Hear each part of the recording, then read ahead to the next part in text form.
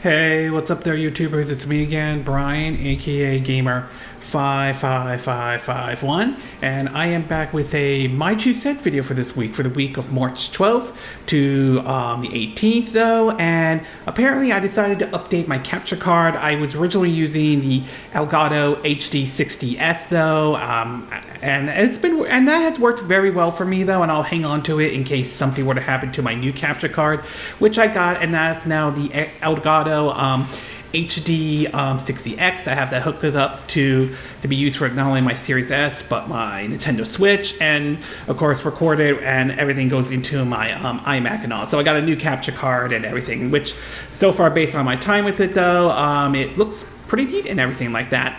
But anyway, we got 4 stories to cover, including my thoughts on the demo for the chainsaw demo of the Resident Evil 4 remake that I played on the Xbox Series S, though.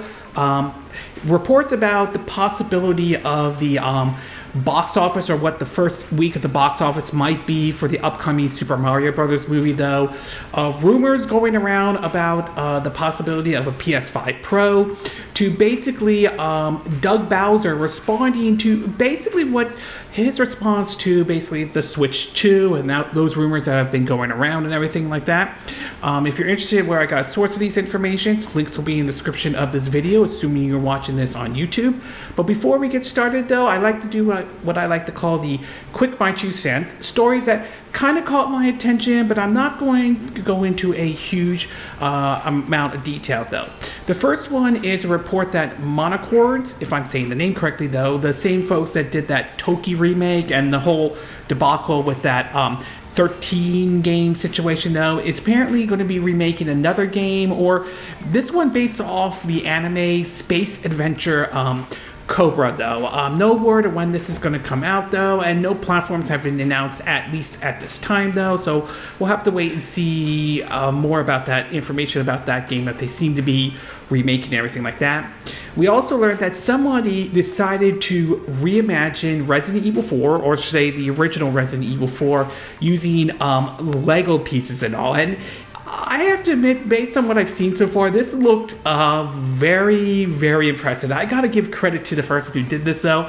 Not to mention, I wouldn't mind playing a Lego version of Resident Evil 4. I know that sounds weird, but I would definitely be open to that, though. We also learned that on the UK charts, though, the Metroid Prime Remaster continues to do very well this week, in the week of a Mario discount and everything like that, though. Very nice to see the game doing well in the UK, though. I'm curious to see where Metroid Prime Remaster will fit in once the NPD charts come out, though. I'm hoping it's good, but we'll have to wait and see, though.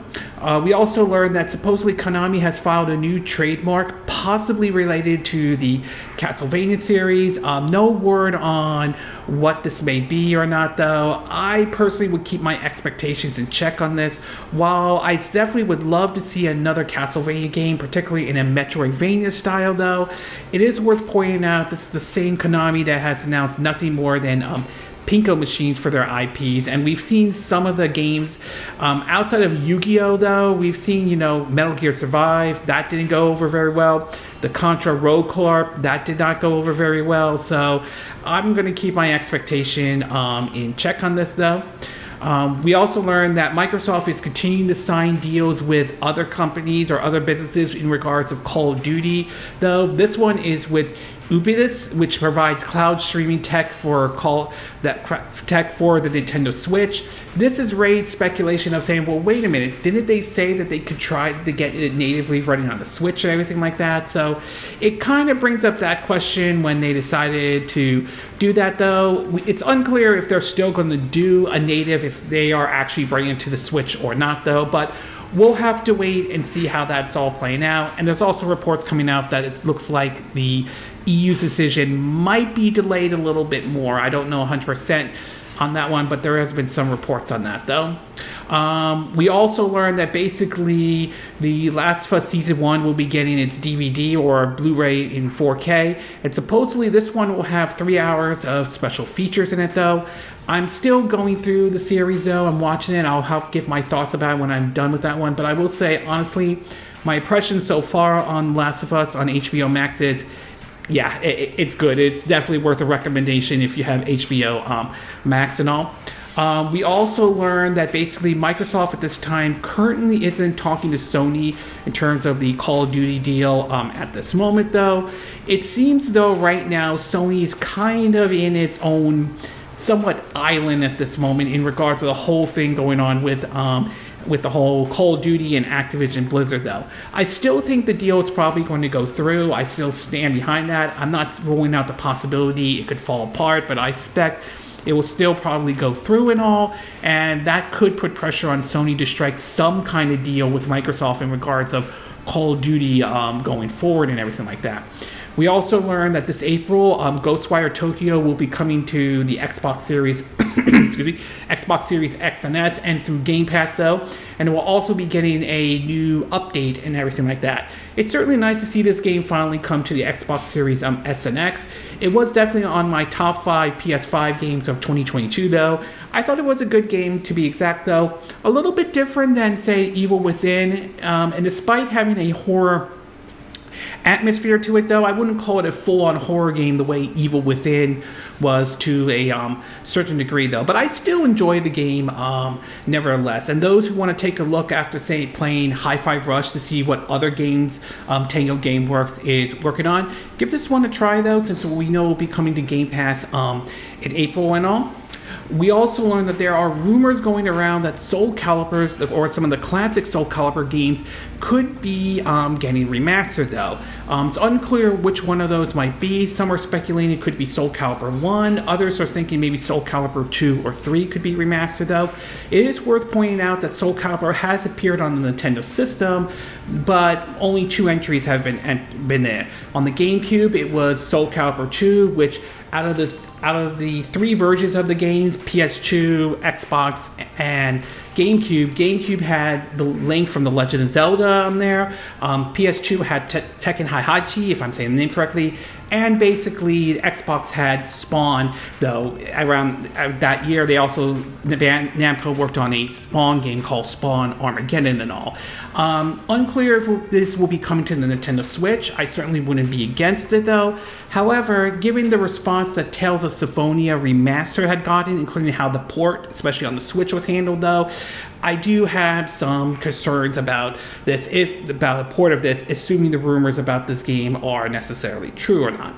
We also learned that after a last-minute delay, though, Kingdom of Amalur's expansion is going to be released on the Nintendo Switch, which is certainly nice, though. I mean, it's a bit unfortunate Switch owners had to wait a little bit longer for it, but I'm glad that they finally released the game, this expansion for the Nintendo Switch. I enjoyed Kingdom of Amalur, though. The Switch version wasn't necessarily bad. Obviously, the frame rate is dropped to 30 compared to the 60 that's on, the PS4 or the Xbox One or the Xbox systems in general, though. But it's still a fun game, especially if you're looking for a Skyrim type of a game, though. And it's definitely a nice game to have on the Nintendo Switch, though.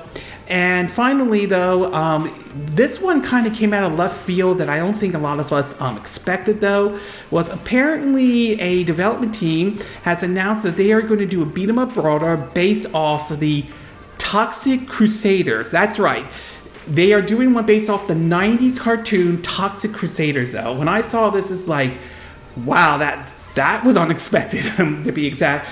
Though it looks like it's following on the reins of what we saw with last year with Teenage Mutant Ninja Turtles Shredder's Revenge, though. Supposedly it will be out this year, though. It's coming to multiple systems, including the Nintendo Switch, though.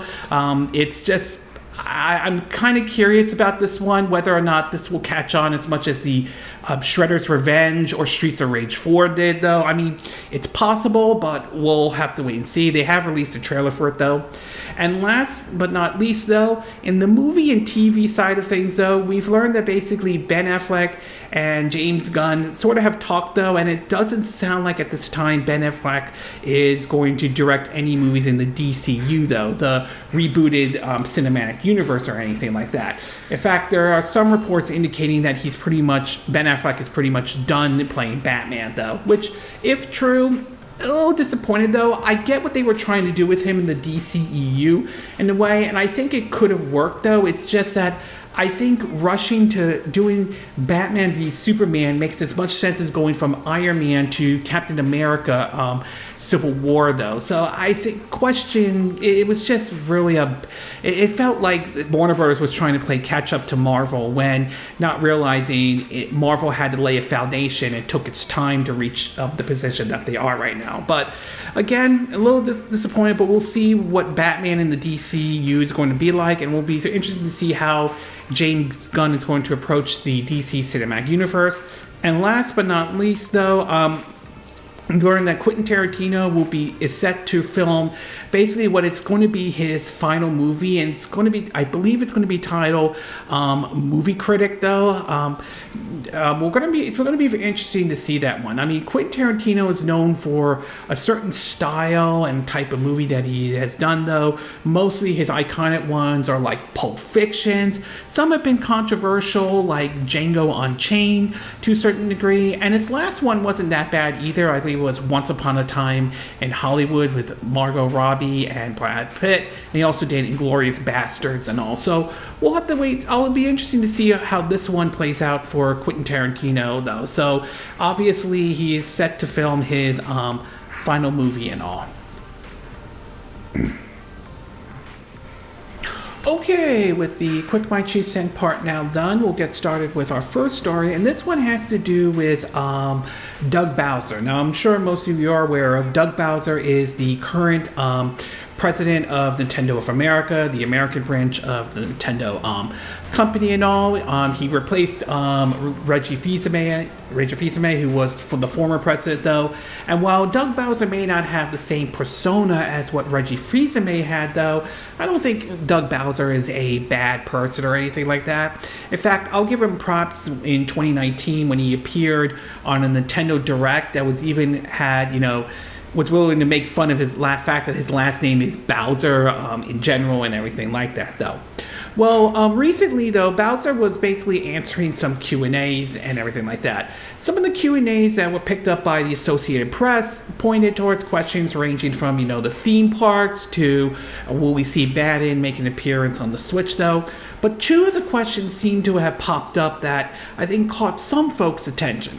One is the justification of The Legend of Zelda Tears of the Kingdom being at $70, though. The other is basically his response to rumors that are going around about the successor of the Switch or Switch 2 in general, though. From the Associated Press, some of the questions that are being asked, the two questions to point out is, quote, this one says, how did you get to a $70 price figure for the upcoming Zelda game, though? This is from an insider's Q&A. And here's what he had to say. Quote, we look at what games has to offer. I think fans will find this is an incredibly full, deep, immense experience. The price point reflects the type of experience that fans can expect when it comes to playing this particular game. This isn't a price point that we will necessarily have on all our titles.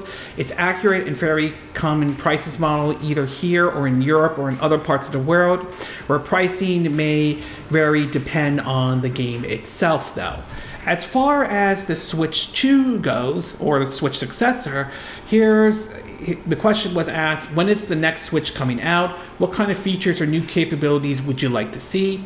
This is his response, though. Quote, as we enter the 7th year for the Nintendo Switch, sales are strong. I think we still have a very strong lineup coming. As Mr. Furukawa, if I apologize if I'm not saying the name correctly, or the Nintendo president, said recently, we're entering uncharted territory with the platform.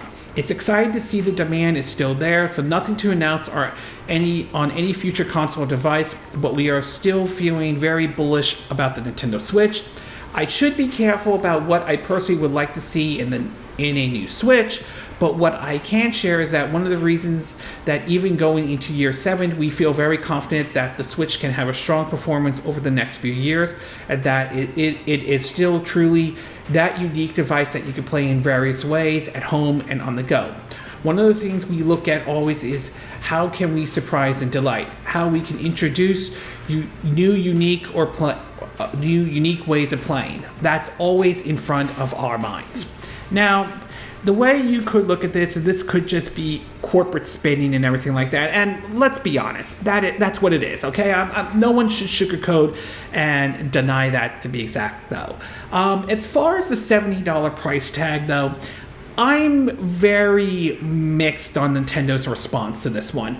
On one hand, I applaud the fact that they are not going to do every game charged at $70 and all that stuff. But at the same time, we've seen how some companies out there have charged $70 for incomplete or unfinished type of games and everything like that. And while Nintendo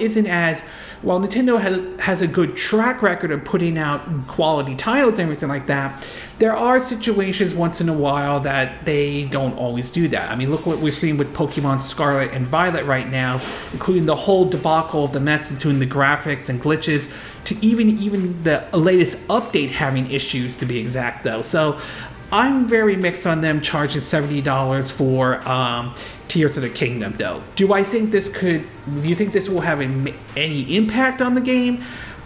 I'm leaning towards the answer most likely being no. I think that most people will still pick the game up, though, but I'm still very mixed on them taking a $70 approach, though. Don't get me wrong, I applaud the fact that that won't be every Nintendo game out there, but I'm just because we've seen how some developers and some companies have gotten too greedy and all that stuff, especially when you take into account those who do full retail price and then put monetization and trying to get user recurring spending and live services and all that crap and everything like that. As far as the Switch 2 goes, to be exact, though, there are two ways I could look at this response.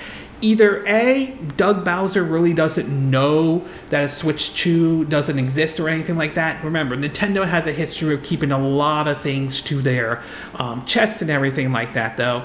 Or the fact that he does know it does exist, though, but he probably is under, and this probably is most likely if this is the case, though, under a strict NDA and not really ready to reveal anything at this time, though. So, I mean, you could look at his response in any way you want to. It's still, don't get me wrong, it's still the typical corporate response. I'm not going to deny that, though, but there are many ways you could respond to this, though.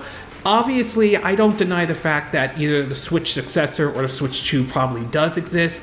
It's just Nintendo is trying to figure out the right time to announce it, though. And while the Switch is still doing well for Nintendo, I do wonder, there's going to be a point where, yeah, you're going to have to move on to the successor to that system, to be exact, though. So we'll have to wait and see when we do actually see a Switch 2 or not. But overall, though, most of the response that Doug Bowser has made, I mean, they're not terrible or anything like that, but no one can deny you could look at it as typical corporate response and everything like that at all. At least that's how I'm taking a look at it, though. Okay, we're going to take a quick break. When we get back, we'll get to part 2, and this one has to do with rumors about the possibility of a PS5 Pro. So we'll take a quick break, and we will be right back.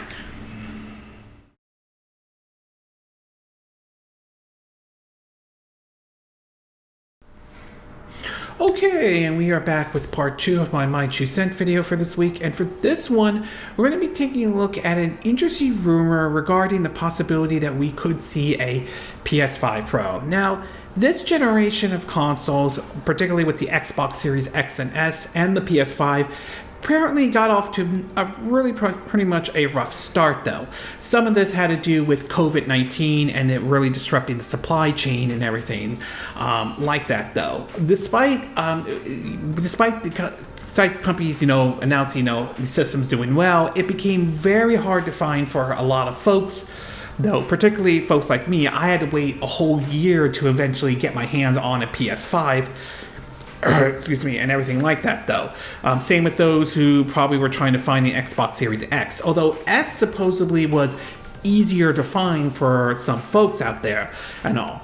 Well, now, recently, there are reports coming out that Sony might be doing, or at least if these rumors are true, might be doing a mid-gen refresh with the PlayStation 5, though. Now, all of these sources, though, there are plenty of articles of it, but all of these sources point to an article from Inside Insider Gaming, though, from Tom Henderson, though. The article reads, quote, Insider Gaming sources have confirmed that a PS5 Pro is in development and could release with a tentative release date of 2024.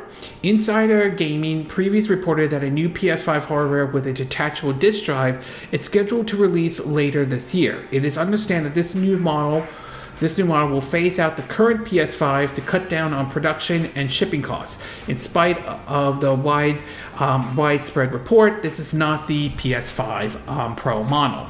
This is just the beginning of a new hardware coming to PlayStation users this generation, said one source when talking about the detachable disk drive. As for what the PS5 specs will entail, details are limited. However, a recent published patent by PlayStation architect Mark Carey, spotted by a Twitter user by the name of Onion00048, suggests that Sony Interactive Entertainment is looking to accelerate ray tracing performance in video games. Just like with the PS4 to the PS4 Pro, we can generally guess pretty confidently that the PS5 Pro will have increased visual performance and speed, but as for the details, we will have to wait until a later date to release those. Insider Gaming understands that the next generation of PlayStation, the PS6, is unlikely to release until at least 2028. That will put the current generation of consoles release schedule in line with its predecessors, though. In February, industry insider Jeff Grubb said during the Game Mess Decide podcast that Sony was planning to host a new PlayStation showcase before E3. Although insider gamers cannot collaborate this report at the time, we do anticipate that it's very likely that a showcase is on the horizon to show off games including Marvel Spider-Man 2 and if I get that right, and talk about its new hardware coming towards the end of 2023. As for if the PS5 Pro makes sense, remains to be seen. The current generation console market has seemingly only just stabilized following the chip shortage, and developers still need to release past generations to sell more units. Sony is expecting a massive fiscal year 23 for console units sold through of around 30.5 million units, so a massive phasing out of past generation games is in spring 2024 is logical, though. In terms of whether or not I think there should be a mid-gen refresh, though, I'm not really 100% sold on the idea that there should be or anything like that, though. I mean, it just, to me, I didn't really make the jump from the PS4 to the PS4 Pro or anything like that. It just wasn't really for me in any way, though. So I'm not really sold on the idea of doing a mid-gen refresh with, like a PS5 Pro, considering that we're now starting to see the PS5 start to enter the market and everything like that, and people are starting to get their hands on it, though. I mean, I can understand phasing out the last generation and moving on to the current generation right now, but to do a mid-gen refresh, I'm just not really 100% sold on the idea, though. I could be wrong, and it may actually be a good thing, though, but who knows. But as far as the ray tracing performance, I mean, that's great to a certain extent, but I hardly pay attention to it. In fact, majority of the time, anytime there are graphical options, I'm going to turn on just performance mode to keep it at a stable 60 FPS and just move on from there. I just don't see myself turning on any ray tracing or anything like that. To me, ray tracing isn't as important to me compared to gameplay and everything like that. That might be different for some folks out there, but for me, I'm not completely sold on ray tracing at this time. As far as a PS6 and everything like that, though, I certainly am not surprised by it, considering every time a new console comes out, they start thinking about their next console. I'm sure Nintendo did that after the Switch came out, and we are learning about, Microsoft's doing the same thing after the Xbox Series X and S have been released as well. So this isn't really surprising though. I do wonder, because this generation started a little bit late, mostly because of the chip shortage, supply chain, courtesy of COVID and everything like that. If PlayStation 6, if that does happen though, basically is released much later. I mean, it's possible 2028, but it may be beyond 2028 maybe. So it's going to be interesting because of how late this generation started though. So overall though, I wouldn't rule out the possibility of a PS5 Pro happening though, but I'm just not sold on the idea of a PS5 Pro at this time though. As far as the PS6 though, again, not surprised by it. Anytime a new console comes out, they start thinking about the next console though, but it'll be interesting to see if this generation lasts a bit longer than previous generations though. And I wonder and I kind of feel like this generation might be a bit longer, and we may be waiting much longer for a PS6 than some people have hope for and all. Okay, we're going to take a quick break, and when we get back, we'll get to part 3, and this one has to do with, apparently seems to be there are several box office estimates that might be coming out for the upcoming Super Mario Brothers movie. So we'll take a quick break, and we will be right back.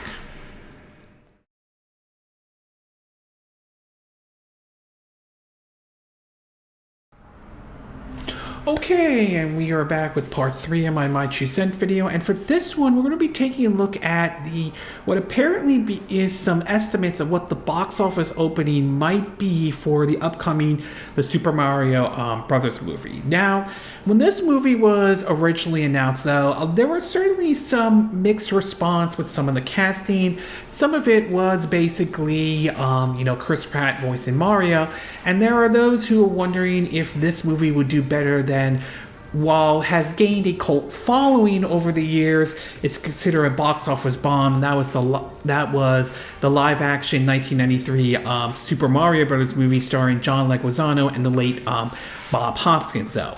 So when the first trailer was shown for that movie, I think back in October 2022, if I'm saying it, I believe that's when it was though, the response was good, but there were still mix on Chris Pratt voicing Mario and everything like that though, although of course they didn't show a whole lot, so we would have to see more and all. But by the time the second trailer showed, and including the third one, and some clips that were shown during the video game awards and all, the reception so far seems to has been very positive though. I've seen the trailer several times, and I will say I'm definitely looking forward to seeing this, especially as a longtime Mario fan though. Somewhat still mixed on Chris Pratt voicing Mario, but it's kind of has warmed up to me and all that. But now one question that started to emerge is that what is the box office returns, or what is the box office opening for this movie is going to be though. Obviously Illuminations and Illumination, Universal, and Nintendo would like to have a very good box office though, and if what Deadline is reporting is accurate though, it seems as though this movie may be off to a good start when it premieres in April though.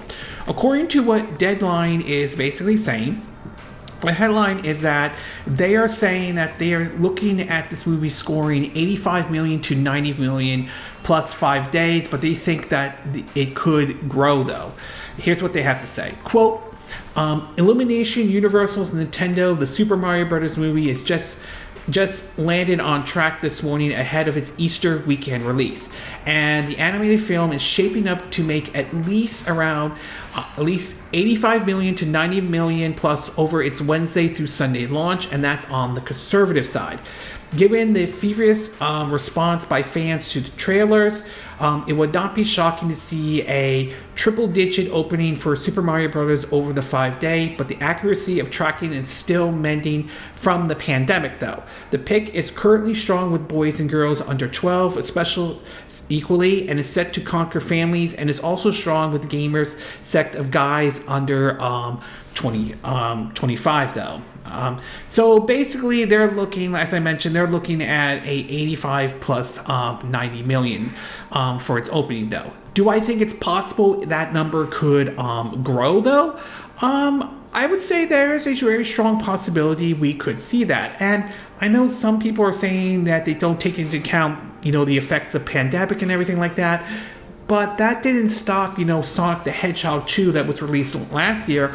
That didn't stop that movie from doing very well at the box office. So I'm not sure the lingering effect of the pandemic will have, I don't think it will have much of an impact on those who are planning to go see this movie. As for who I expect that will probably see this movie, though, I mean, yes, it is true it's aimed for families and kids, though, and folks under 25, but let's be real. As someone who is 41 years old who grew up playing Mario, I'm going to see this movie, though. There are going to be people in like their 30s or their 40s or even older than that are probably going to go into the theater and see this movie. So it's not going to be families and kids that are going to see this movie. For a lot of us, this is sort of the Mario movie we've been waiting for a very, very long time. Perhaps maybe for like 30 years and everything like that. So I think that there's a very good chance this movie will probably do well at the box office, though. I mean, is there any possibility it could bomb, though? Of course. I mean, there's no denying that. Something could happen and this movie could easily bomb at the box office. But I would say, based on the response so far, I would not be surprised if it... I think that I wouldn't be surprised if it hits like, 100 million on its first, at its first week or something like that at the box office. I wouldn't be surprised, though. Now, how much money it needs to make, though, remains to be seen. That's going to be very interesting to see how much money was spent to make this movie and what estimates Universal, Illumination, and Nintendo set. So we'll have to wait and see what comes out of that. But overall, I would say, though that is a conservative estimate, though, 85 to 90 million plus, though, I do think that chances are, and I think that odds are very good for the Mario movie, that I think it will do very, very well at the box office. At least that's how I'm seeing it, though. Okay, we're going to take a quick break, and when we get back, we're going to get to our fourth and final part, and this one is, I want to give my thoughts on the Resident Evil 4 Remake demo, aka the Chainsaw demo, though. I tried this out on the Xbox Series S, though, so we'll take a quick break, and we will be right back.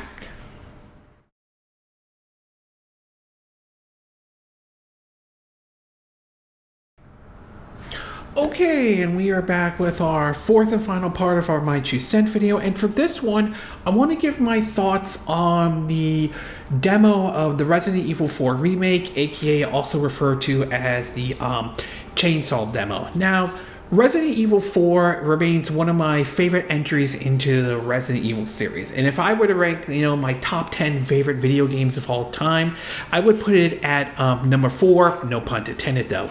It is that good of a game, though, and I still enjoy the game till this day. I mean, hell, I could play it like on like a Nintendo Switch or like any other system, the old Resident Evil 4, and I would still enjoy that game to this day. So I was kind of surprised to see Capcom decided that they were going to remake Resident Evil 4 and all, but given how Resident Evil 2 and 3 got the full remake treatment, though, I'm not as surprised by this when looking back and everything like that. Well, recently they have released a demo for the game, gearing up for its March 24th release, though, and honestly, I have to say that the game looks and plays great, though, with some caveats in terms of basically that I do have that I personally am not a huge fan of, in regards to this remake, though. So in terms of what I did like from this demo, though, I will say that the controls are definitely an improvement over the 4's original controls. While the game still plays well, the Resident Evil 4 controls do, a lot has changed since, that third-person perspective was introduced to us back in 2005 for the Nintendo GameCube, though. I mean, we've seen improvements to, third-person controllers in terms of moving your character while aiming and so forth, and that still is there, though, with some of the quirks from, you can move and aim and everything like that. With some of the stuff from the Resident Evil remakes, though, in terms of the fact of ranging from, item, you have your suitcase and everything with the items though, to now when you go up to certain boxes that can be breakable though, you don't have to get out your knife. You could basically, kick the box or just get it out right away, to even stabbing enemies in the back and everything like that. So a lot of the controls definitely have been improved upon. Some of it is some elements that were used in Resident Evil Remake 2 and 3, like assigning weapons to your D-pad and everything like that. So definitely some improved controls.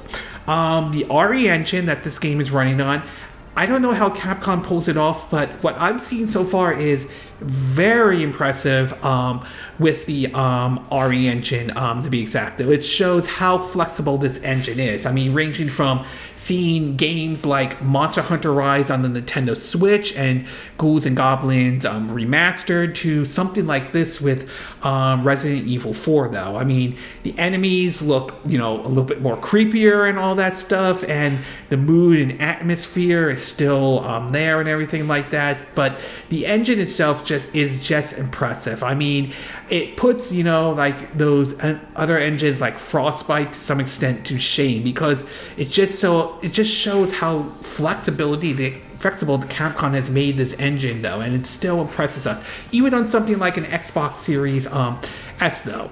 And last but not least though, obviously the game the demo at least, has two different modes, a graphical, performance or quality mode and all. I opted for the performance mode, basically to have the game run at a good 60 frames per second though. Yes, even at 720p at 60 frames per second, even though I'm using my Elgato HD60X on my iMacs and everything like that. It's certainly nice that they added a graphical option, so that certainly is a good thing though. As far as what I didn't like or mixed or not sure, the first thing I do want to point out is sort of the stealth approach that they have in the game though. Basically, you do have the ability to have Leon Kennedy crouch and go behind an enemy depending on the situation though, and you could basically do like an instant kill of that enemy right away. Well, I'm not entirely against that in any way like that. I've sort of had a similar view of that with when I played, the Evil Within though. I just feel like it just kind of comes off as unnecessary though. I mean, it works, but it just feels a little bit unnecessary for this game though, and I'm sort of getting that vibe with the Resident Evil 4 Remake. Now, granted, this is a demo though. This only covers up to when you get to the village though, and you're fighting off different enemies, including the chainsaw enemies and everything like that. So granted, there's a good chance though the situation could change later on in the game though. It might be different when you get to the castle, or it might be different. There might be certain things that might be different. So there's a possibility the stealth approach could be used much better than what we've seen in the demo. But for right now, I'm not sure about the stealth approach they have in the game though. And last but not least is sort of the knife though. Now, before Resident Evil 4 came out, the knife was considered to be by many to be kind of as a last resort, but utterly useless to a certain degree though. When Resident Evil 4 came out, it actually made the knife useful for once though, ranging from breaking barrels and boxes to find hidden items, to taking out, maybe if you hit an enemy in the face, you do a roundhouse kick, and basically you can knife them sort of when they're on the ground, as a way to kind of save to at least try to save some ammo, to be exact though. And while the knife is still useful though, I don't agree with the approach being done with Resident Evil 4. Some of it is that the knife is now in your suitcase with your items though, which to me was kind of it's kind of ridiculous, considering the fact that basically in the old Resident Evil 4 it wasn't there. It was just you could just pick it up if you want to the fact that now there seems to be some sort of energy bar, and my guess is that as you use the knife often though, that's going to deplete, and there's a very good chance, though I have not ran into this though, that the knife could easily break. And I just don't agree with that approach, to be exact, considering how useful the knife was in the old Resident Evil 4. So I'm not a really big fan of that approach. Does it kill the game or anything like that? The answer is no. I don't think it will kill the game though. I just don't agree with that approach in terms of based on my time with the demo. But overall, I would say my time with the demo is still pretty positive though. I definitely liked what I've seen so far though. I definitely like what Capcom has done with this remake of the classic Resident Evil 4, and I'm definitely am looking forward to it though. Again, I'm still mixed on the idea of the stealth approach that they have in the game, and I'm not a big fan of their approach to the knife though, but my general consensus so far with Resident Evil 4 Remake is that I definitely like what I'm seeing so far, and I'm definitely looking forward to picking up this game on March 24th though.